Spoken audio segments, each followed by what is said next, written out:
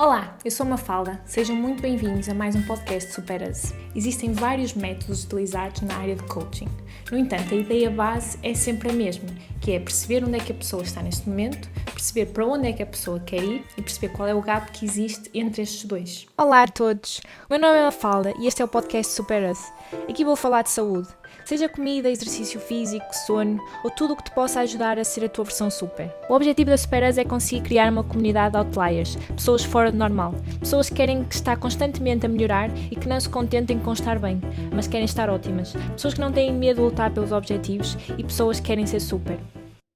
Aquilo que eu considero que é o primeiro passo para definir um processo à prova de bala é a reflexão, é perceber onde é que tu estás neste momento. Isto é, antes de definir qualquer que seja o teu objetivo, é importante perceber onde é que tu estás. Não só onde é que tu estás, mas quem tu és neste momento, qual a tua identidade, como é que tu te vês neste momento e quais é que são os teus valores. Conhecer a tua identidade é fundamental para conseguires alinhar a tua identidade, os teus valores e os teus objetivos. Se tu conseguires alinhar a tua identidade com os teus objetivos, é muito mais fácil teres motivação para fazeres aquilo que é necessário para atingir esse determinado objetivo. Perceber, por exemplo, o que é que te move, o que é que te deixa feliz, quais são os teus valores mais importantes. Responder a estas questões pode-te ajudar, posteriormente, a definir objetivos que estão mais alinhados contigo e com o teu propósito, tornando desta forma mais significativos e mais motivadores ao longo de todo o processo. Além disso, perceber quem é que tu és e aquilo que é importante para ti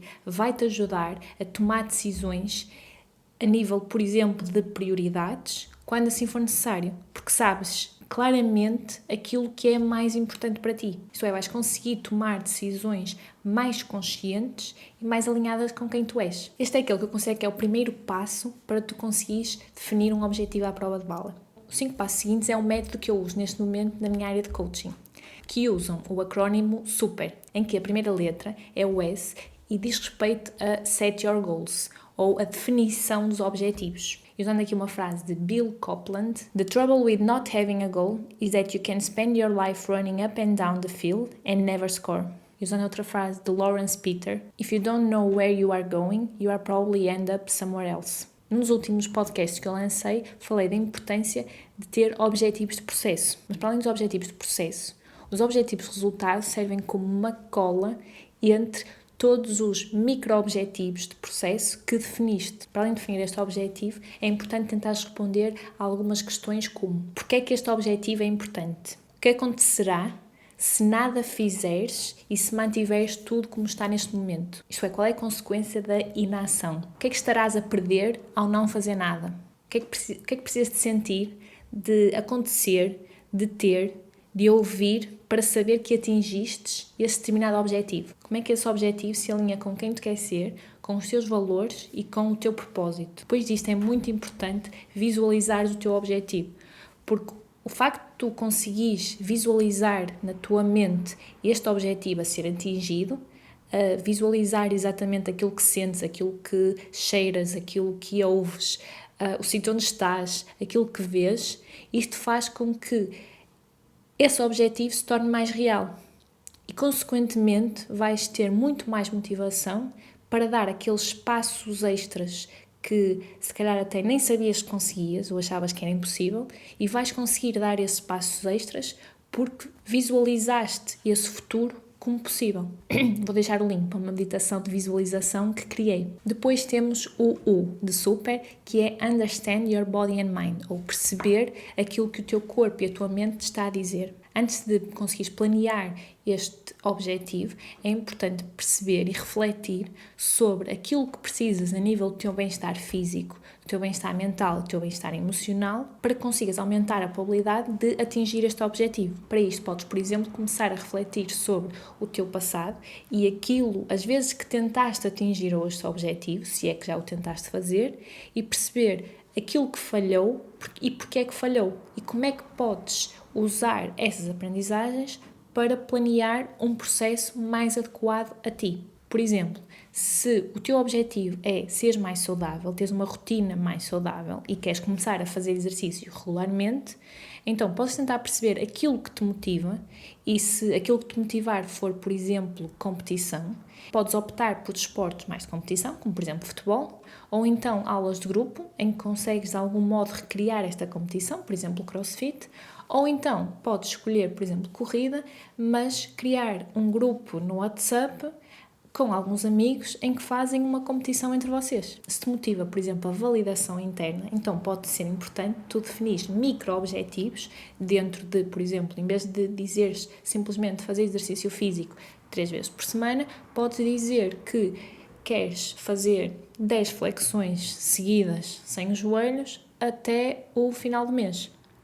Este micro-objetivo vai fazer com que seja muito mais fácil tu te automotivares para fazer exercício físico estas 3 vezes por semana que definiste.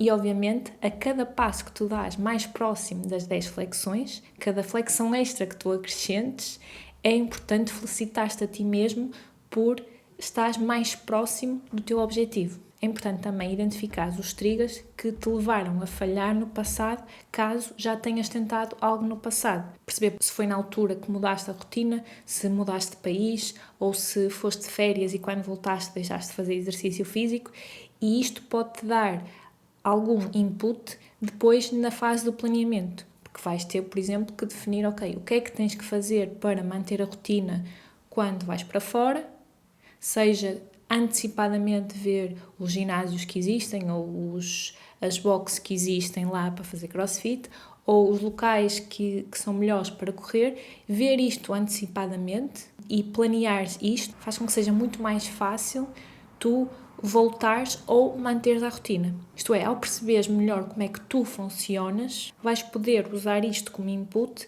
para planear os teus objetivos. Em suma, refletir sobre o teu bem-estar mental, emocional e físico e aquilo que precisas nestas 3 grandes áreas vai-te permitir planear melhor um processo que seja específico para ti. Queria fazer uma pausa neste vídeo para te falar do meu programa Super, o meu programa de Health and Performance Coach. São 6 sessões individuais ao longo de 10 semanas. Vamos definir quem tu queres ser, quais os teus objetivos e o que é que tens que fazer para lá chegar. Vamos perceber como é que podes melhorar o teu bem-estar físico, mental, emocional e espiritual para alcançares a tua melhor versão. Se tiveres alguma dúvida, podes consultar superas.pt/produtos. Podes ainda enviar e-mail para mafala.superas@gmail.com ou então enviar uma mensagem para as redes sociais. Depois, a terceira letra, o P de super, é Plan Your Journey, ou planear a jornada. Para conseguires, agora sim, planear um processo à prova de bala, é importante que cada ação, cada micro-objetivo seja específico, seja mensurável, seja importante de acordo com aquilo que é a tua identidade e os teus valores, sejam desafiadores e estejam definidos no tempo. Normalmente usamos muito a ferramenta de SMART. A única razão pela qual eu não usar muito esta ferramenta é porque o A de Achievable nem sempre é o melhor. Porque ao estarmos a definir um objetivo que seja alcançável, podemos estar a definir um objetivo que é demasiado na nossa zona de conforto. E é importante nós nos desafiarmos. Claro que aqui é sempre uma questão de equilíbrio e perceber o que é desafiante, mas não totalmente impossível, mas é importante que ele seja desafiante. Por isso é que eu troquei o alcançável por desafiante. Isto é imprescindível que nós pensemos na frequência, seja no melhor dia quando vamos fazer determinado hábito, na melhor hora, no melhor local, nas pessoas ou nos recursos que nós precisamos para fazer determinado hábito. Quanto mais bem definido e quanto mais fácil seja esse micro-objetivo, esse hábito que nós queremos construir, maior a probabilidade de nós fazermos. Para além disto, para além deste planeamento, é importante nós também planearmos alguma forma de nos responsabilizar por fazermos ou não um determinado hábito. Por exemplo, uma das coisas que nós podemos fazer é acrescentar esse hábito ao nosso calendário. O nosso calendário tem que ser um reflexo daquilo que nós dizemos que é prioritário para nós. Por exemplo, se nós dizemos que a saúde é importante para nós, então, no nosso calendário tem que estar refletido algo como dormir, por exemplo, 8 horas, comer bem, que pode estar, por exemplo, em fazer um planeamento das refeições semanais ao sábado. Pode estar, por exemplo, meia hora de exercício físico diariamente ou meia hora de exercício físico 3 vezes por semana, mas se a saúde é importante para nós, então algum tempo do nosso calendário tem que estar alocado a algo que contribui positivamente para sermos mais saudáveis. Isso é, se for prioridade para nós, tem que estar refletido no nosso calendário, seja mais a parte pessoal, por exemplo, na questão de saúde, o dormir e fazer exercício físico, seja na parte de relacionamentos, de, por exemplo, tempo para um date night com o nosso parceiro, com a nossa parceira, seja a parte mais ligada ao trabalho. E aqui no trabalho também pode ser importante definir uma hora, por exemplo, para a parte mais reativa, por exemplo, responder aos e-mails, e uma parte mais reflexiva, que é o core do nosso trabalho. Outra ferramenta que também pode ser útil, neste caso, é fazer um habit tracker, que nos ajuda a monitorizar o nosso progresso. Isto são tudo ferramentas que nos ajudam a responsabilizar por as ações que queremos fazer, que consideramos que são importantes para determinado objetivo. E aqui também é importante dizer que nós podemos planear tempo sem fazer nada. Se é importante para nós ter um tempo em que não fazemos nada, em que pode ser estar sentado no sofá, pode ser caminhar na natureza, seja o que for que nos traz paz, é importante também planearmos isso. E usando aqui uma frase de Bertrand Russell, "Time you enjoy wasting is not wasted time." Portanto, não te esqueças de também planear tarefas que te trazem paz e que te deixam feliz. A letra seguinte é o E, na palavra super, que é embrace the journey. Isto é fazeres aquilo que acabaste de planear. E aqui é muito importante que, assim que começas a fazer aquilo que planeastes, é importante 2 pontos. O primeiro é eliminar distrações. E aqui usando o método Nir Eyal, que no seu livro Indistractable fala destes 4 passos para eliminar distrações, em que o primeiro passo é gerir os nossos triggers internos. Aquilo que ele explica é que cada vez que nós nos distraímos é a nossa gestão emocional que não está a funcionar muito bem. Por exemplo, quando nós pegamos no telemóvel porque estamos aborrecidos, é porque na verdade nós não estamos a conseguir lidar com esse aborrecimento, seja porque estamos com medo de falhar, então arranjamos outra coisa para fazer, para poder no final dizer que não fizemos porque estávamos distraídos e não porque não soubemos, por exemplo, ou simplesmente porque temos algum tipo de ansiedade, porque achamos que não somos capazes de fazer determinada coisa. Há uma série de razões, mas tudo isto são razões internas. Isto é, apesar de nós normalmente associarmos a pegar no telemóvel como um trigger externo, nós só pegamos no telemóvel porque antes disso, houve algo em nós que nós não soubemos lidar da melhor forma. E aqui a técnica que ele indica é que cada vez que sentimos esta urgência de pegar no telemóvel ou de olhar para o lado, pegar num papel e escrever aquilo que estamos a sentir. Por exemplo, estamos aborrecidos porque não estamos a estar a fazer, ou sentimos-nos ansiosos porque achamos que não temos capacidade suficiente para fazer essa determinada tarefa. E perceber o porquê de nós termos essa necessidade de nos distrairmos é o primeiro passo para eliminar distrações. O segundo passo que ele indica é definirmos tempo para aquilo que ele chama de traction.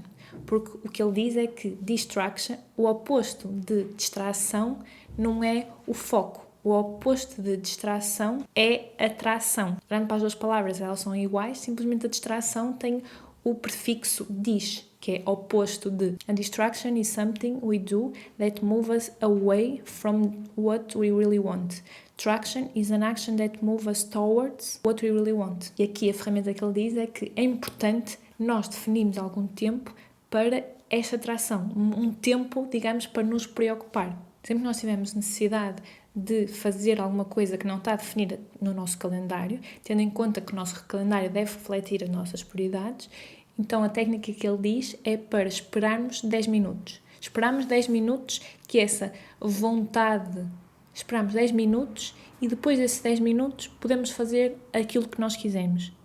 Mas ao termos este gap de 10 minutos, ao criarmos este gap, estamos a treinar a nossa mente para adiar a gratificação. E este delay gratification é uma das coisas mais importantes e um dos indicadores mais importantes na alta performance. O terceiro ponto é gerir os triggers externos. Por exemplo, se estivermos a trabalhar numa empresa em que constantemente está a vir alguém à nossa beira a perguntar-nos coisas, então pode ser importante, por exemplo, ter algum tipo de limites com outras pessoas.